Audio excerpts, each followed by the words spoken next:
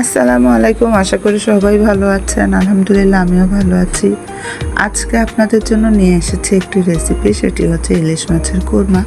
এটা তৈরি করতে খুবই অল্প সময় লাগে, আপনারা খুব অল্প সময়ে তৈরি করে ফেলতে পারবেন ঝটপট ইলিশ মাছের কোরমা। যদি আপনাদের বাসায় কোনো মেহমান আসে অথবা আপনি পোলাও রান্না করেন, খুব অল্প সময়ে তৈরি করে ফেলতে পারেন। তো প্রথমে আমি ইলিশ মাছটা খুব সুন্দর করে ধুয়ে নিয়েছি, তারপর সেখানে দিয়ে দিয়েছি পেঁয়াজ কুচি, পেঁয়াজ বাটা, আদা রসুন বাটা, তারপর পরিমাণ মতো লবণ আর তেল।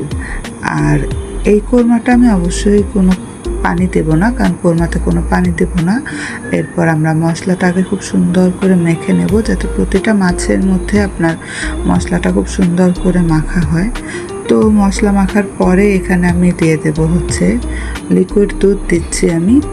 আপনারা চাইলে এখানে আপনি গুঁড়ো দুধও ব্যবহার করতে পারেন পরিমাণ মতো পানির সাথে মিশিয়ে, কিন্তু এটা কোরমাটা আসলে সরাসরি আমি পানি দিয়ে রান্না করব না, আমি অবশ্যই লিকুইড দুধ দিয়ে রান্না করব। এরপর আমরা বসিয়ে দেবো চুলার উপরে, আর একটু ছোট্ট ঢাকনা দিয়ে ঢেকে দেব রান্না হওয়ার আগ পর্যন্ত। এটা ঢাকাই থাকবে মোটামুটি। এর মধ্যে আমি একবার ঢাকনা তুলে একটু নাড়াচাড়া করে দেব। এই যে মোটামুটি আমার রান্নাটা হয়ে গেছে, প্রায় মাছটা হয়ে গেছে। আমরা লবণ দেখব, আর নামানোর আগে আমি কয়েকটা কাঁচামরিচ দিয়ে দিচ্ছি। আপনারা এভাবে কোরমাটা বাসায় রান্না করে খেয়ে দেখতে পারেন। কোরমা আসলে খুবই সুস্বাদু হয়।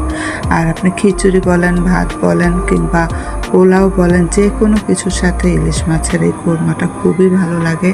আর তৈরি করতেও যেহেতু অনেক অল্প সময় লাগে, তাই এটাতে ঝামেলাও কম। এবং মেহমান এলে, হুটহাট মেহমান এলে ঘরে যদি শুধুমাত্র ইলিশ মাছটা থাকে, তাহলে আপনারা তৈরি করতে পারবেন এই সুন্দর রেসিপি ইলিশ মাছের কোরমা। আর বাচ্চা কাচ্চারাও আসলে ইলিশ মাছের কোরমাটা খুবই পছন্দ করে। তো আশা করব আপনারাও বাসায় এভাবে ইলিশ মাছের কোরমাটা তৈরি করবেন, করে আপনারা পোলাও বা গরম ভাত বা খিচুড়ি যে কোনো কিছু দিয়ে ট্রাই করবেন। তো সবাই ভালো থাকবেন, আমার জন্য দোয়া করবেন, আমার ছেলে মেয়ের জন্য দোয়া করবেন। আল্লাহ হাফেজ। ভালো লাগলে চ্যানেলটা সাবস্ক্রাইব করে দেবেন। খোদা হাফেজ।